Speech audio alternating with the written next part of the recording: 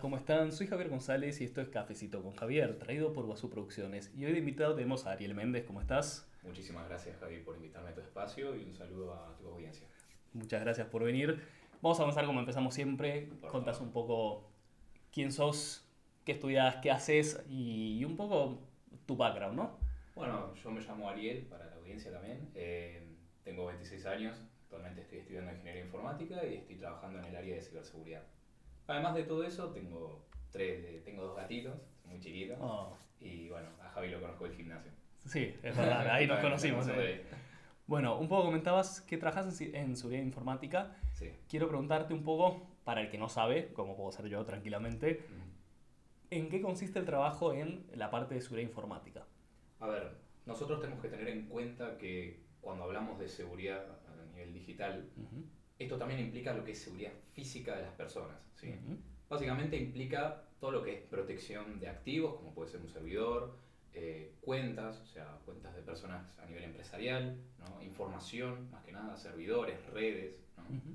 Y todo eso tiene un scope muy grande en el cual hay equipos dedicados justamente a proteger toda esa información las 24 horas del día.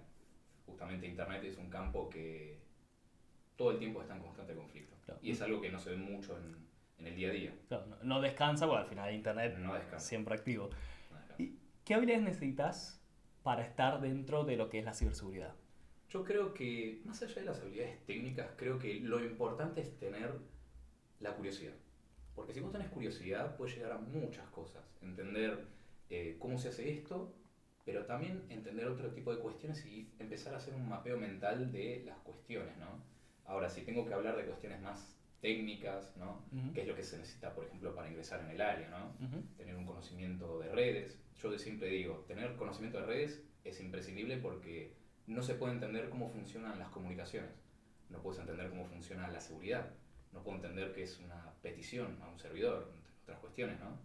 También es necesario, sí o sí, entender todo lo que es sistemas operativos, ujú, ¿no? Porque justamente la mayoría de los equipos, sistemas están volcados en todo lo que es Windows, sistemas Unix, ujú. servidores Linux, justamente, ¿no? Y uno ahí tiene que tener esa curiosidad o por lo menos entender los procesos básicos de cómo es que funciona un sistema operativo, ¿no? Ok, ¿Qué significa este proceso, si es legítimo o no, ¿no? claro. Y después, con el tiempo, uno va indagando más cuestiones como vectores de ataque que son muy utilizados hoy en día, ¿no?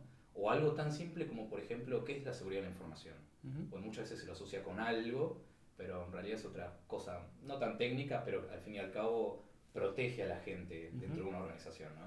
Ok. Vos comentabas esto de la curiosidad, ¿no? Que es un Sí. motor fuerte. Te iba a preguntar, ¿qué te llevó hacia esa área? ¿Fue esta curiosidad que mencionabas? ¿Hubo algo más? A ver, yo siempre digo que a mí lo que es seguridad siempre me gustó muchísimo, pero no sabía cómo empezar, no sabía por dónde arrancar, ¿no? Porque son muchas cosas que uno tiene que aprender en tan poco tiempo, ¿no? Y más que nada con el tema de que la tecnología va avanzando con el pasar de los días y a los profesionales del área, cualquier profesional de tecnología, le demanda sí o sí estar al día con muchas cuestiones que van innovándose, ¿no?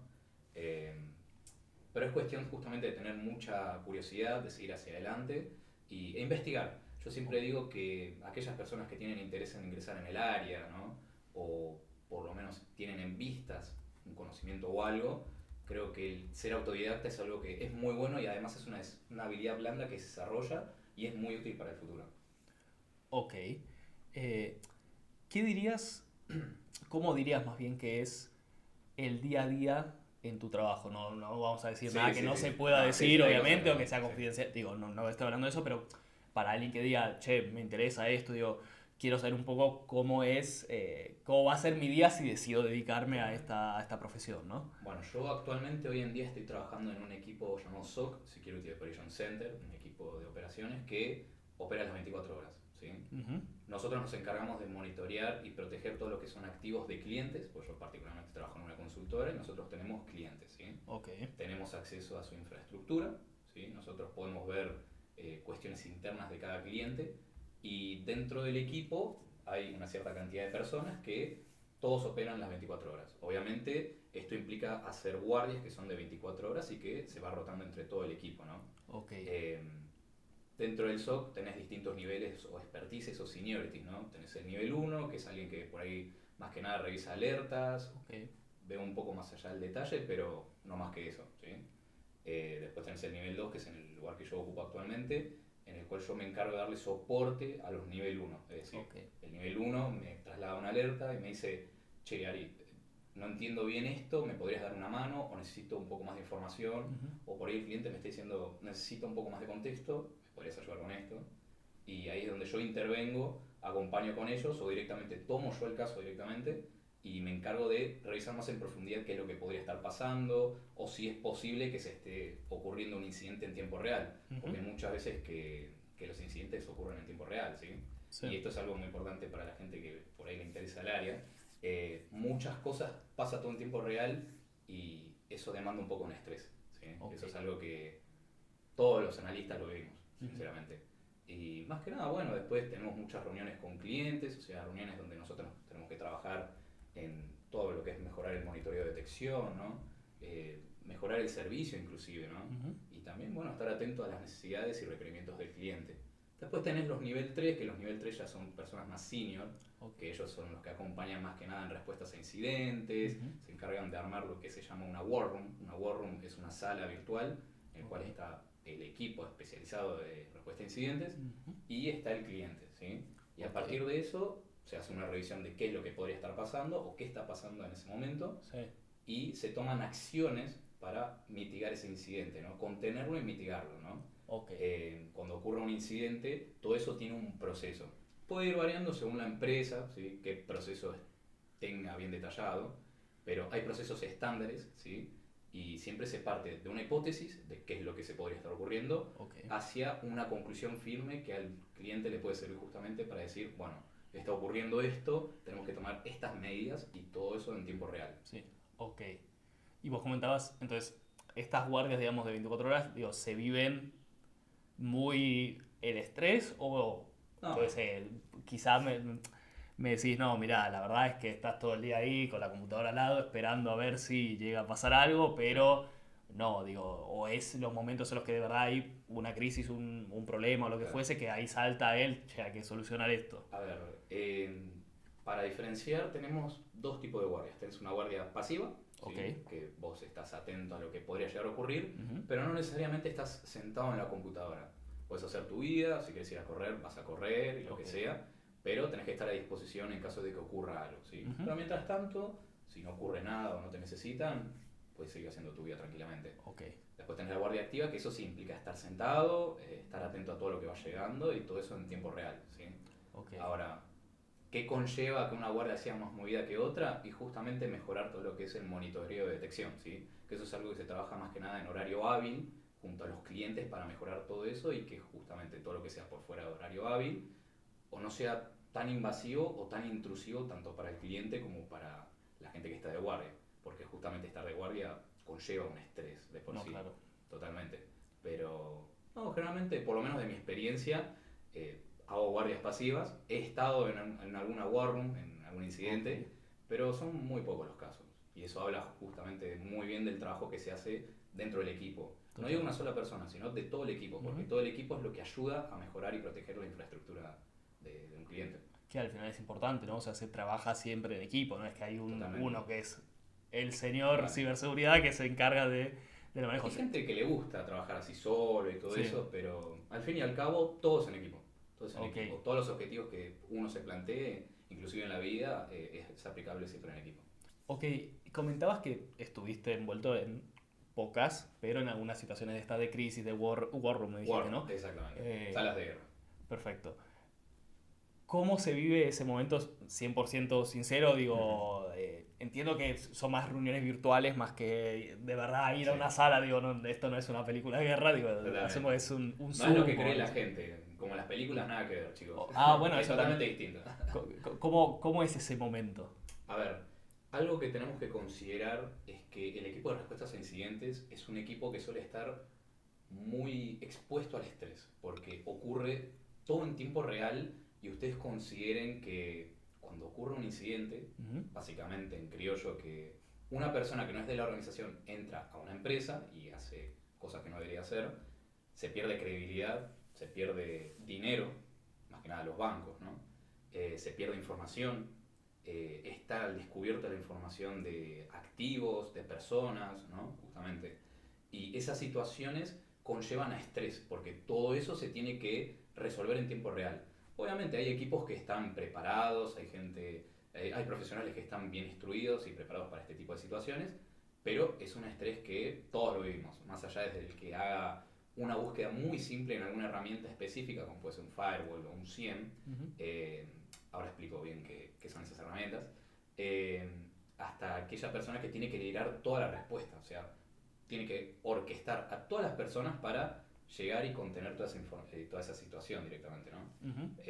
A mí particularmente me gusta mucho, es como que siento una adrenalina en ese momento, pero hay veces que cuando son en horarios muy raros, como no sé, 1 de la mañana y todo eso, decís, quiero estar durmiendo. Pero está bueno, pero sí es un área específica dentro de la ciberseguridad, porque la ciberseguridad es muy amplio. Claro. Tenés áreas inclusive que no son ni técnicas, tipo que no estás usando una herramienta, ¿no? Son más normativos, de leyes y demás cuestiones. Claro. Es un área bastante estresante. Ok. Muy estresante. Comentabas antes esto de no es como en las películas. Sí. ¿Qué mitos o qué ciertos prejuicios o incluso qué formas que se representan en memes, ficción, etcétera, dirías que existen y que no son para nada así? A ver, algo que la gente que no es del área debería entender es que sí, hay muchos prejuicios en la gente que trabaja en lo que es ciberseguridad, ¿sí? Se tiene esa típica imagen de la persona encapuchada que está robando información y todo, y la realidad es que no es así. ¿Hay gente que lo hace? Sí, totalmente. Hay gente que tiene esas intenciones de robar información o molestar, por decirlo. Nosotros tenemos que entender que lo que es en ciberseguridad existen tres equipos. El Blue Team se encarga de proteger todo lo que es justamente una organización, activos, personas. Insisto de nuevo, en una empresa, por más de que alguien trabaje en área, no sé, de cobranza, de contaduría, de marketing, esa persona está siendo protegida a las 24 horas por un equipo que no tiene ni contacto con ella. Claro, ¿no? que ni sabe que existe, capaz. Claro, totalmente. Después tenés algo llamado Red Team, que es personas que tienen las habilidades, ¿sí? Las habilidades y técnicas y herramientas que un atacante utilizaría, pero ellos las utilizan para justamente proteger una infraestructura. Okay. A ver, es como que yo venga, traiga una mesa, la rompa y después documente por qué se rompió y te digo, bueno, esta mesa creo que para la próxima te conviene cambiarle esto, aquello, para que sea más resistente, ¿no? Claro, okay. Justamente trabajan muy codo a codo con los Blue Team, que son más defensivos. El Red Team es más ofensivo. Okay. Y después tenés el Purple Team, que es una mezcla de los dos. ¿sí? Okay. Y ahí justamente entra mucho de la ética de cada uno, porque es lo que se tiene el prejuicio de la ciberseguridad, ¿no? Hay gente por ahí tiene una ética más, no, con información vulnerable no voy a hacer nada, lo voy a reportar. Hay gente que no, prefiere venderla en canales de Telegram u otros lugares, claro. ¿no? Y hay gente que prefiere sacar un provecho de eso directamente, ¿no? Ese tipo de gente se lo puede diferenciar como white hat, ¿sí? Okay. Gente que se encarga de tener esa información o que tiene los conocimientos de ciberseguridad, pero que aún así prefiere hacer las cosas de forma legal, si se quiere decir, ¿no? O sea, de forma legítima. Todo esto siempre con el consentimiento de las empresas, ¿no? No, claro. Después tenés los black hat, que sí son personas que se encargan de entrar, robar información, venderla en internet o pedir un dinero de rescate, demás cuestiones. Los típicos casos que pasan. Los típicos que ven, sí. Se ve directamente. Por ejemplo, vos entras a Telegram y te encontrás una barbaridad de canales donde justamente hay DNI filtrados, bases de datos, estatales, demás cuestiones, ¿no? Claro. Y después tenés los grey hackers, los grey hat, básicamente, que es gente que es un mix de las dos, ¿sí? Trata de sacar un provecho, generalmente, pero son esas éticas que cada uno lo define a su ritmo, ¿sí? Ok. ¿Cuáles dirías que son hoy en día los mayores problemas de seguridad o amenazas que puede enfrentar ya sea una empresa o un individuo en sí? Porque al final uno está expuesto a... Estás en internet, estás expuesto tranquilamente a cualquier robo de identidad, a filtraciones, ¿cuáles son las mayores amenazas que uno puede encontrarse hoy en día? ¿Y cuáles son las mejores formas que dirías para combatirlas? Yo siempre digo que el eslabón más débil de toda una cadena siempre es la persona, es el humano. Porque una persona que, no digo que todos tienen que saber sí o sí al 100% ciberseguridad, ¿no? Pero sí un conocimiento básico de tener mucho cuidado con abrir un correo, de entender qué es el phishing, ¿no? O qué es la ingeniería social, ¿no? Qué es la suplantación de identidad para buscar cierta información en particular, ¿no? Yo creo que generalmente lo que es la persona que no está concientizada, que no tiene mucha idea al respecto de las cuestiones, es la persona más vulnerable. Una persona que por ahí trabaja en marketing y hace un clic en una URL o link, que eso redirecciona a otro lado y pide información corporativa de uno mismo, eso ya es una entrada para cualquier persona directamente, ¿no? Claro. Sí, generalmente las personas que no están concientizadas generalmente son la brecha más vulnerable en una organización. Que incluso por eso suele pasar fuera de organizaciones, digo que las personas menos informadas de la tecnología, como puede ser las personas mayores o las Claro. personas que no tienen tanto contacto, son las más atacadas por no solo estafadores digamos, telefónicos, ese tipo de cosas, sino Claro. también por temas de seguridad, ¿no? ¿Quién no ha recibido los típicos mensajes de, a mí me pasa, de mails de, tenés algo en el correo, tenés tal que te va a llegar, por favor, clique acá para confirmar, digo, Eso es moneda que, corriente, básicamente. y claro, digo, yo lo veo y obviamente sé, digo, no, esto, leo el nombre del mail Claro. y X53, Y digo, es más, o sea, con el tema de la IA, que ahora sí, ya está muy de moda, a nosotros los profesionales de ciberseguridad nos trae como herramientas muy buenas, como herramientas muy malas, aunque por ahí la gente no lo perciba, ¿no? ok, Porque, por un lado bueno, permite automatizar tareas muy repetitivas, que en lugar de tener una persona que lo esté haciendo de forma manual, puedes hacer un proceso de machine learning con la IA, que aprenda y que justamente haya una persona por detrás que esté monitoreando que la IA esté trabajando bien, ¿no? ujú, Eso te ayuda justamente a ahorrar el esfuerzo de una persona física en otra tarea que podría ser más útil, ¿no? claro, Por otro lado, más un uso más negativo, hoy en día los atacantes lo utilizan más que nada para tareas más voluminosas, ¿no? Ataques más voluminosos, ¿no? Trae cosas buenas como cosas malas. ok. ¿Se usa mucho dentro del área de seguridad la IA o son más casos aislados, digamos, en tu día a día? Claro. ¿Qué tanto se toca la IA en, como decís vos, más automatización Sí. que otra cosa? No entiendo. Sí. Hay algo que hoy en día, tipo, muchas empresas piden es saber, por ejemplo, lenguajes de programación que te permitan automatizar tareas.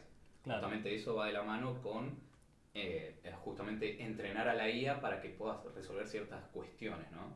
ok, Sí, es muy útil, sí, es aplicable, pero yo particularmente no toco el desarrollo de una IA. Hay un equipo ok, específico que se ok. encarga de eso, Ujú, pero sí es bastante útil porque te saca, como por decirlo, trabajo, pero tenés que entrenar a la IA, tenés que claro, entrenarla, tiene que saber responder y bueno, también tiene que haber una persona por detrás que se encargue de monitorear y que la IA esté funcionando correctamente. ok. Comentabas que varios trabajos piden justamente que sepas IA. ¿Hay algunas otras cosas que tengas que saber? Digo, ¿se necesita una carrera específica para entrar? ¿Simplemente con Muy ciertos buena pregunta. conocimientos puedes entrar? ¿O es algo, o sea, Sí, sí, mixto? sí. ¿Cómo funciona A eso? ver, yo siempre lo que le digo a la gente que tiene ganas de entrar en el área, uno tiene que ser capaz de definir qué visión a largo plazo tiene, Ujú, ¿no? Quiero ir más por un puesto más técnico, más del día a día, más terrenal, o quiero ir más por algo más gerencial, más estratégico, ¿no? Porque, a ver, si uno quiere ir más por lo del día a día, lo operacional, ¿no? Como yo le digo, ¿no? Que está mal dicho, y perdón si alguien se ofende o algo, picar piedra. ok, No hace falta estudiar una ingeniería para eso, una licenciatura, puedes estudiar una tecnicatura, ujú, puedes certificarte. Las certificaciones son muy importantes en nuestra área porque son certificaciones oficiales que una empresa o un empleador va a tener en cuenta para decir, bueno, esta persona tiene conocimientos específicos que están avalados por, no sé, por una decirlo, Palo institución, Alto, claro, Cisco, demás cuestiones, ok, ¿no? No es necesario estudiar una ingeniería para ese tipo de cuestiones, eh, pero requiere de mucha práctica, mucho esfuerzo y tener muchos proyectos encima, ¿no? ok, Ahora, si querés ir más por un lado más gerencial, más liderazgo o más cuestiones estratégicas, y ahí te van a pedir más que nada una ingeniería, una licenciatura, ¿no? ujú, Ya ahí depende del esfuerzo y la orientación que tenga cada uno y a lo que tenga a disposición hoy en día, ¿no? claro. Porque no es fácil hacer una licenciatura o una ingeniería, No, no es nada fácil. Pero, insisto, ya ahí depende de por dónde va a ir cada uno. Yo particularmente, por ejemplo, voy más por lo segundo. ujú, He sacrificado, pero por si no sabe la gente, también estoy trabajando, estoy estudiando y trabajando a la vez. He sacrificado, pero siempre insisto que la recompensa llega. ok, Llega. Y es cuestión de adquirir experiencia, ser curioso, hacer mucho networking. Porque hacer mucho networking te abre muchas puertas. Por ahí una persona que conociste en un evento o algo, te tira no sé, una búsqueda laboral que por ahí te sirve y entraste. Ok, muy buen consejo. Quería consultarte, ¿inglés es necesario saber? Digo, vos usaste algunos términos en inglés, digo, Sí. son muy sencillos, no creo que sea algo particularmente complejo, pero digo, ¿hace falta saber hoy en día para entrar en ese mundo? ¿O decís, bueno, con que hables español? A ver, hay empresas que no lo piden, otras que sí, pero sí es un plus muy grande porque muchas veces uno tiene que leer documentación que está siempre en inglés, documentación que hacen los proveedores, obviamente, y no lo vas a encontrar en español. No, claro. Puedes traducirlo y todo, pero generalmente es necesario el inglés. E inclusive hay muchos términos que se utilizan comúnmente, ¿no? Por ejemplo, Zero Day o DHCP, ¿no? Que todo eso tiene siglas que tienen un significado, ¿no? Eh, y eso sí, justamente demanda que uno tenga un conocimiento de inglés. No digo que seas, no sé, nativo. Claro. Si lo sos, mejor, obviamente. Pero es una herramienta necesaria sí o sí para nuestra área. Ok, y hoy en día igualmente ayuda, ¿no? Bueno, como hablamos de la inteligencia artificial y herramientas que te ayudan a traducir un poco, si quizá no terminas de entender Claro. del todo, pues, no sé, te da ese plus que antes era imposible. Digo, ¿sabías inglés Claro. o no sabías para entrar a No, hacer el un inglés trabajo? es necesario, sí Digo, o sí. claro. Aprendan inglés, chicos. Sí, no, 100% recomendado. Trabajes en lo que trabajes, siempre te abre más posibilidades de las que te va a cerrar. Y es un esfuerzo que yo siempre recomiendo hacer. Hablando de esfuerzos, ¿qué esfuerzos puede hacer un individuo para estar protegido? Digamos, no digo, la mayoría de nosotros al final no nos van a tarjetear para algún tipo de ataque informático, o Uno nunca quiero sabe. creer Uno que, nunca sabe. pero ¿qué medidas puede tomar uno? Porque uno dice, yo cierro Claro. la tapita de la cámara, Sí, no me sí. puede ver nadie, yo no sé qué, pero Sí. ¿qué esfuerzos reales se pueden hacer para evitar caer en un ataque? A ver, básicamente uno siempre tiene que tener en cuenta, y más que nada para que la audiencia lo entienda, Internet es tan vulnerable, es tan fácil en conseguir información de uno. Existe algo llamado OSINT. OSINT es básicamente, para decirlo en criollo, ¿no? Formas que tiene uno de encontrar información a través de fuentes públicas o inclusive de fuentes privadas, ¿no? Y se puede encontrar información de cualquier persona buscando, indagando y simplemente haciendo clic de un lado a otro, obviamente, ¿no? Cuestiones básicas, a ver, por ejemplo, si tenemos que hablar de contraseñas, mínimo 8 caracteres, que mezcle caracteres especiales, números, Claro. que no tenga información personal de uno. No sé, que no tenga tu número de dirección, tu nombre y apellido, Claro. porque eso es algo que es muy predecible, justamente, o, no sé, tu año de nacimiento, ¿no? Tiene que ser cosas que sea muy complicado de deducir, ¿no? Después, bueno, justamente no demostrar tanto la información personal de uno en Internet, porque insisto, Internet es una zona que es muy grande y que justamente uno es muy vulnerable. O sea, si no toma las precauciones necesarias o no protege bien su información, está a la vista de todo el mundo. Por ejemplo, si yo quiero entrar y quiero saber tu historial bancario, puedo entrar a la central de deudores del Banco Central, trato de buscar tu QUIL y eso ya ahí me salta tu historial. Claro. Es un ejemplo, básicamente, ¿no? Y eso se puede obtener, por ejemplo, a través de buscar en ANSES. Claro. ¿No? Sí, Un bueno. poco de información también buscando de antemano, o bases de datos que se filtran a través de redes, por ejemplo, de Telegram, que eso se vende a lo loco directamente. Claro. Yo particularmente una cosa que suelo hacer con las contraseñas, yo no me las sé, voy a aclarar esto de antemano, no me sé mis contraseñas. Uso un gestor de contraseñas y bueno, ahí pongo, no sé, genero una contraseña para cada aplicación en particular y después, bueno, si tengo que usarla o algo, copio y pego y bueno, ya ahí entro. Pero es un hecho que no me la sé. Claro. Y siempre tener mucho cuidado a quién le compartimos información, ¿no? Porque uno nunca sabe quién está del otro lado o qué intenciones tiene. Yo no digo que desconfíes de tu tía Lola, no tiene nada de malo. No, claro. Pero uno nunca sabe si por ahí esa cuenta en realidad está clonada o, no sé, a tu tía le robaron la cuenta y ahora no es tu tía en realidad, sino que es otra persona, ¿no? Creo que todos en algún momento sufrimos, no sé, que nos entraron a nuestra cuenta de Instagram, de Facebook, todos, me imagino vos también. Sí, en algún momento. La clásica. Siempre, hay que andar con cuidado, siempre tener precauciones y no dejar nuestra información expuesta en Internet, porque ya Internet de por sí es un campo muy grande.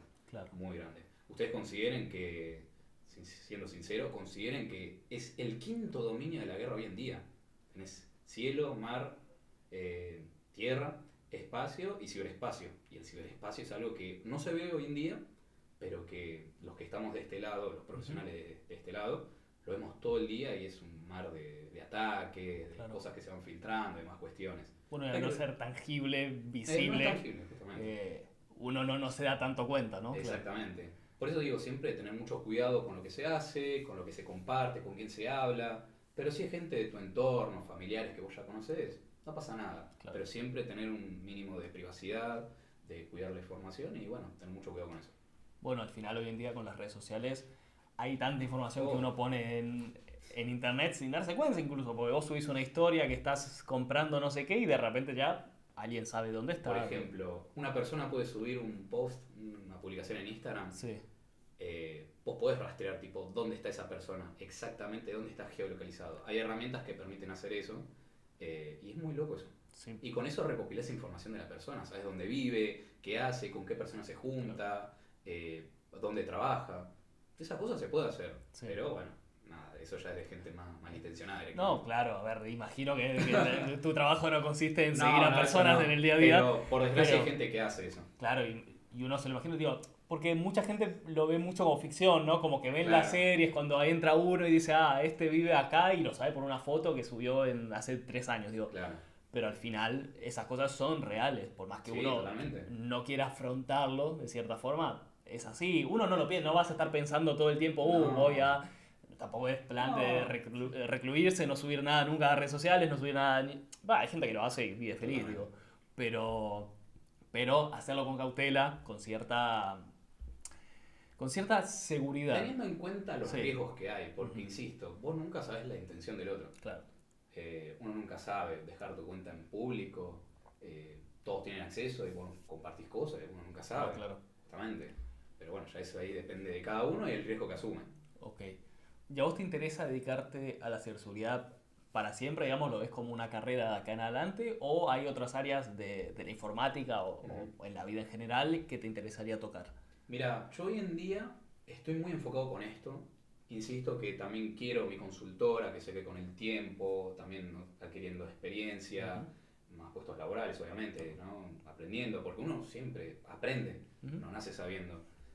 Hoy en día estoy enfocado en eso, pero no me cierro a hacer otra cosa o tener algo propio mío que no tenga nada que ver.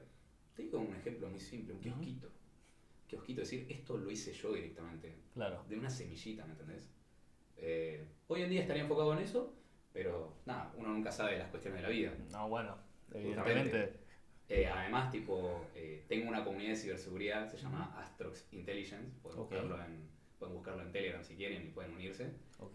Yo comparto cuestiones de ciberseguridad, vulnerabilidades Ujú. o cuestiones que van surgiendo en el día a día. Y más que nada, material para que la gente que esté interesada en el área, que se quiere subir, que tenga un conocimiento, un material de estudio. Ok. Y está bueno eso. Así que Yo que no uso Telegram, Sí. ¿cómo funciona? Telegram simplemente buscas buscas la el canal comunidad. básicamente Ok. y te aparece ahí Ok, directamente. y le das a unirte y podés ver todo. Para unirte te tengo que aceptar yo. Ok, es una petición. Te Es una dice petición. unirte, ok, y vos aceptás y ok. Sí, Y totalmente. ahí entonces subís información respecto para quien quiera Sí, aprender, y para quien quiera Todo saber. lo que se sube ahí es para uso beneficioso, no es para va a hacer cosas malas y todo eso. Que uso le dé otro no es un tema mío. No, pero Yo al siempre final- me lavo las manos con eso. Por No, decir. bueno, al final la información, digo, está. Está El que disponible. quiera usarla de forma negativa, pues es consecuencia de la persona, digo, Totalmente. no. Vos no vas a ser responsable si alguien No, aprende algo de no, eso, no. digo, no tiene sentido. Igual. Insisto, hay gente con buenas intenciones, gente que está en el medio y gente que está con malas intenciones. Exactamente, digo, eso no lo podemos controlar ninguno de nosotros. No lo puedo controlar, por desgracia, perdón chicos. Bueno, llegando ya al final, te quería consultar un poco, ¿qué recomendaciones podrías darle a alguien que quiere entrar a lo que es el mundo de la ciberseguridad y demás? Ya sea de consejos para llegar a algo, motivacionales, digo, cualquier cosa que pienses que puede llevar a alguien en ese camino, ¿no? Ayudar a alguien. Totalmente. Sí, a ver, más que nada voy a hablar con la cámara. Sé que es un camino difícil, obviamente. Es un área de mucha exigencia en el cual la ciberseguridad demanda estar día a día con muchos temas, obviamente. Pero yo siempre digo, la paciencia, la constancia y la disciplina es lo que te va a hacer llegar. Y sobre todo el hecho de ser autodidacta, de investigar también, porque el hecho de investigar y también ser autodidacta te ayuda a poder resolver problemas que en el futuro vas a decir, pude resolverlo de esta forma, ¿no?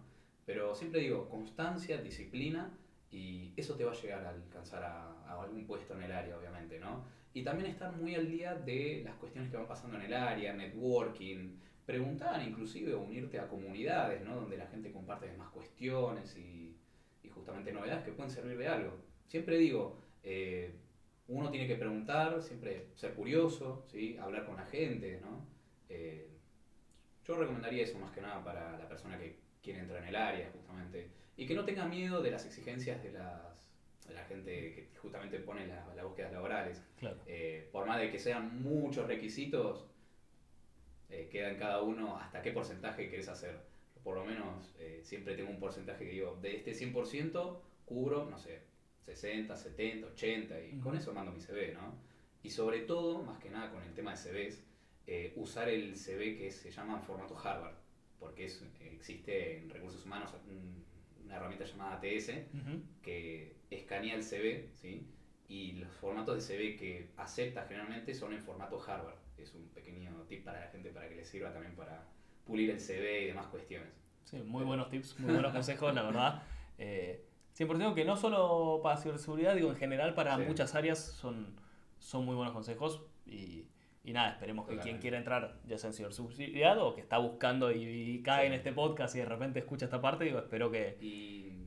No, totalmente, siempre. E inclusive pueden buscarme en LinkedIn, Ariel Méndez, o inclusive en mi Instagram, Ariel Méndez, o inclusive también en mi perfil está lo que es mi cuenta de ciberseguridad. Pueden preguntar, unirse al canal. Tengo un canal de off topic, así que la gente puede entrar, consultar lo que necesiten. Siempre estamos ahí para ayudar. Genial. Invitamos a todos a subirse, así que más que bienvenidos.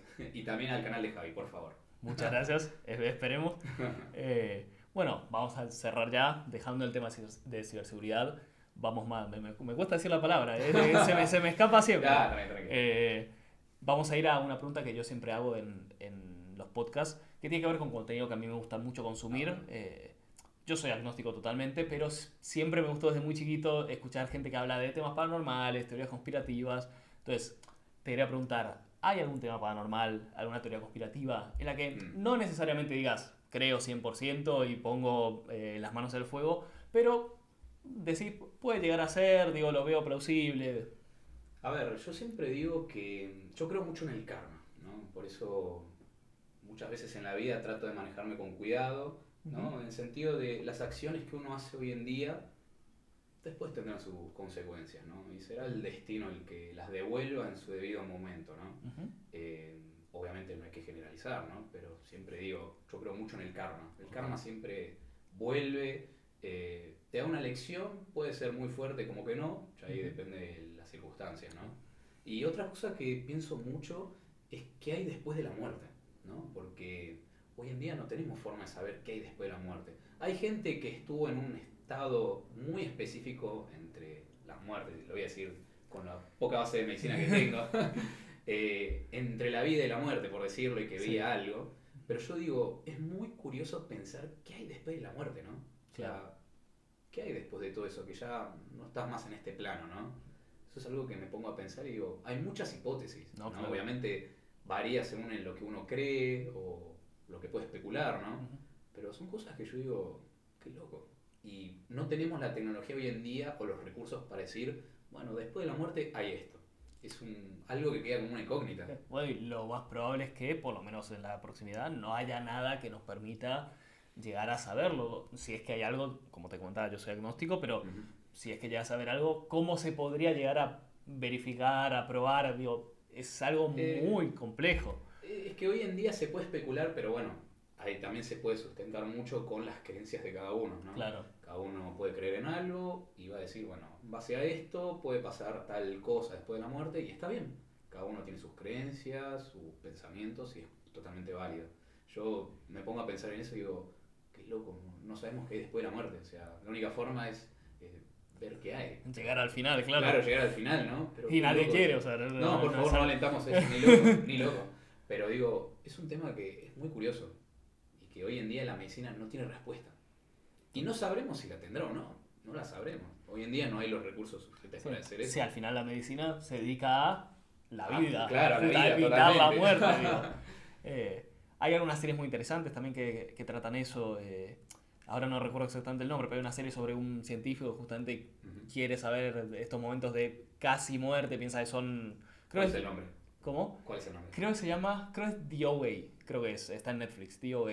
Para la gente que lo quiera buscar. Claro, que creo que busca justamente ese momento de justo antes de morir, como que busca, pues piensa que hay algo ahí más allá de lo que puede ser la vida. La recomiendo, es una serie interesante, nunca la terminé, voy a ser sincero, porque pensé que era una sola temporada y era más y al final no tuve tiempo, pero es una serie interesante en ese sentido. Lo voy a buscar. Ya me dio mucha curiosidad. Buscará, espero no estar equivocándome con el nombre, creo que era así, DOA, OA. Pero bueno, en fin, vamos a dejarlo acá el podcast. Muchísimas gracias por venir. Gracias a vos, Javi, por invitarme a tu espacio y bueno, a tu audiencia de poder escuchar esto y que bueno, todos los consejos y las preguntas y las respuestas sirvan de algo. No, por favor, muchísimas gracias por venir. Espero que lo hayas pasado bien Espectacular, Ramsey. y espero que quien esté viendo lo haya disfrutado. Esto fue Cafecito con Javier, traído por Basú Producciones y espero verlos pronto.